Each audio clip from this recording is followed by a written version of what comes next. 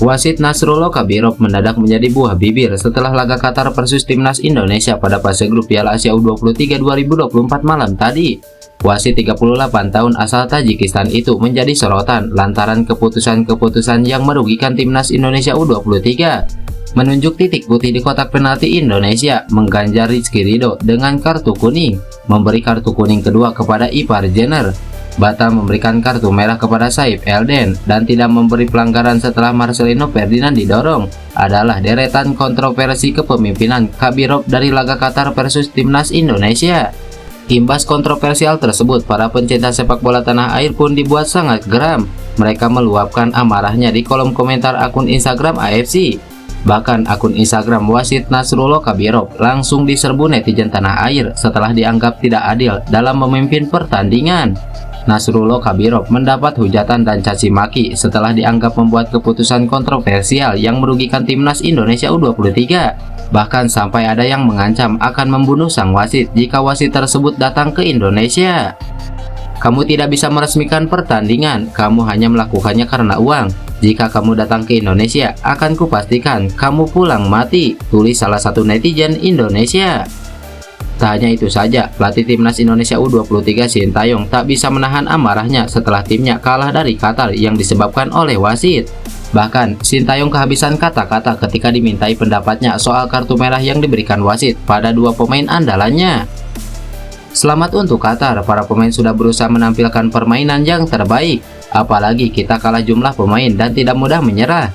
Tapi banyak keputusan wasit di sepanjang pertandingan. Kalau kalian melihatnya, itu bukan pertandingan sepak bola, itu adalah pertunjukan komedi dan sangat berlebihan. Saya tidak bisa mengatakan apapun tentang pemain yang kena kartu merah. Saya kehabisan kata-kata. Kartu merah pertama kami tidak ada kontak sama sekali. Mengapa mereka tidak memakai VAR dalam situasi seperti ini? Ujar Sintayong. Sintayong mengakui seluruh penonton pasti sadar dengan keputusan aneh yang dilakukan oleh wasit asal Tajikistan tersebut. Bahkan jika ini terjadi di Indonesia, wasit tentu akan jadi bulan-bulanan penggemar. Keputusan aneh ini juga menimbulkan reaksi dari petinggi PSSI yaitu Erick Thohir.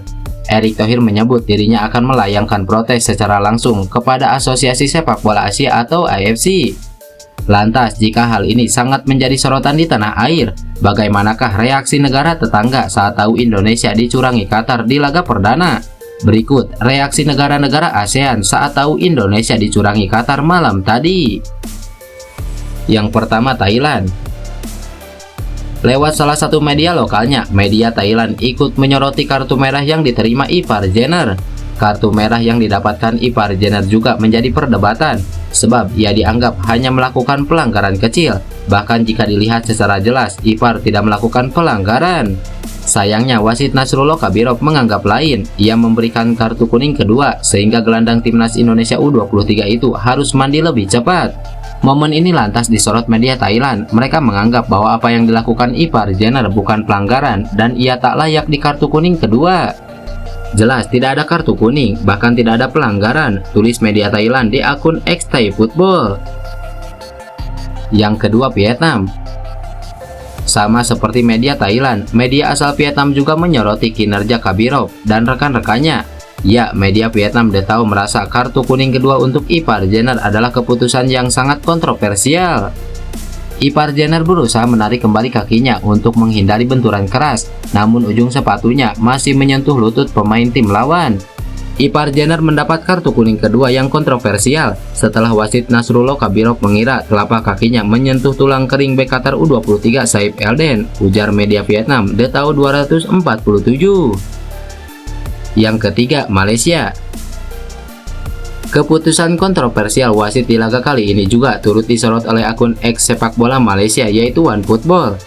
Dalam kicauannya, dia menyindir sepak bola sambil memberikan emoji kantong uang dolar Amerika Serikat. OneFootball pun mengatakan bahwa permainan Qatar U23 sebenarnya biasa-biasa saja dalam laga kali ini. Meski demikian, mereka memuji penampilan salah satu pemain keturunan Timnas Indonesia U23 dalam laga kali ini, yaitu Nathan Joaon. Apa kata dunia, Qatar tanpa pengadil?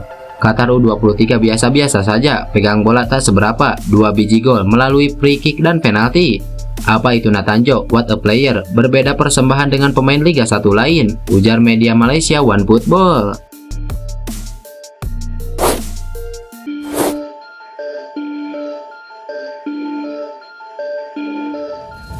Usai pertandingan, pelatih timnas Qatar U23 Ili Diopale mengakui bahwa pertandingan melawan timnas Indonesia U23 berjalan sulit.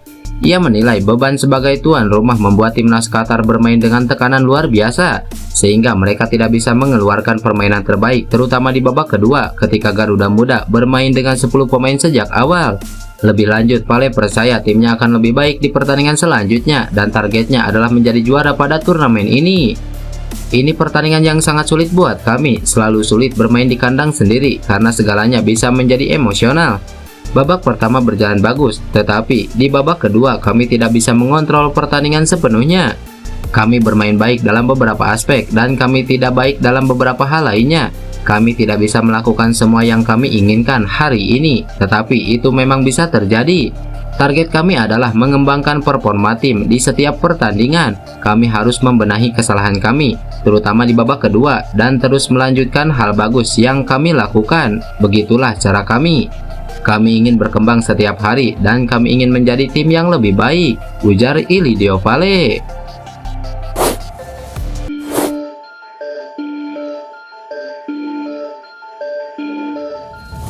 Saat ini timnas Indonesia masih belum memiliki secara resmi kiper keturunan Grade A.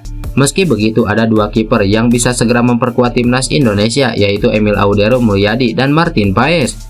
Bagi Emil Audero, sepertinya ia akan lebih mudah untuk memperkuat timnas Indonesia. Pasalnya, selain memiliki darah langsung dari sang ayah, ia juga lahir di Mataram, Nusa Tenggara Barat. Berbeda dengan Martin Paes, ia seorang Bluespers yang merupakan orang Italia yang telah menetap di Indonesia. Walaupun demikian, keduanya tetap bisa membela skuad Garuda, terlebih jika ada kemampuan dari masing-masing kiper tersebut. Seperti yang tengah dilakukan Martin Paes, proses naturalisasinya tengah berlangsung di CAS atau Pengadilan Arbitrase Olahraga.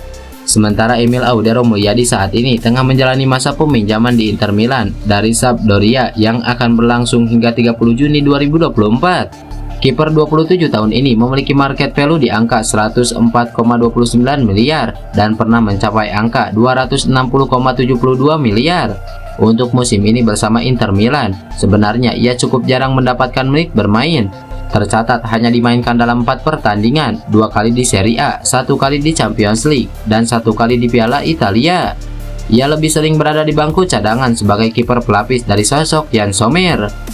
Penampilan terbaiknya berlangsung saat membela Sampdoria, mencatatkan 169 laga dengan 38 clean sheet. Sementara Martin Paes saat ini tengah memperkuat klub MLS FC Dallas hingga Desember 2025 sejak Juli 2022. Sebelum hijrah ke MLS, Paes sempat bermain untuk FC Utrecht di Eredivisie pada 2019 lalu.